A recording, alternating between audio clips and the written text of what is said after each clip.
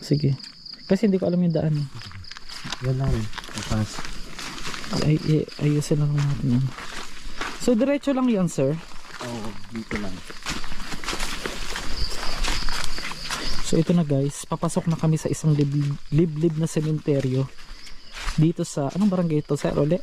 Barangay Alibog. Oh. Dito sa barangay Alibog. Oo, Alibog, sorry. Alibog. Sorry.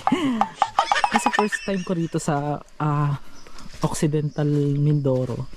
Sinamahan tayo ng isang ating mamaya natin i-introduce sa inyo mga kamaster. Oo. Anong kwento dyan, sir, sa sementeryo na yan? Bali, ito daw ay dati libingan siya ng mga katutubo. Pero ngayon, kahit sino na lang.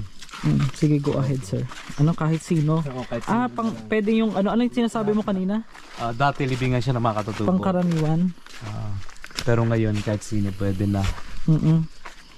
So, dati, binabaon lang sa lupa. Ngayon. Ay, ano yun, sir? Ano yun? Yun yung isang nicho doon? Oo. Teka, titignan ko lang saglit. Tabi-tabi po. So, ito na agad, kamaster, yung una kong nakita. Meron na agad nicho dito na nakabukod. I'm not sure kung ito ay, ayan, nicho po siya talaga. Hindi siya yung ano lang, pangkaraniwan. So medyo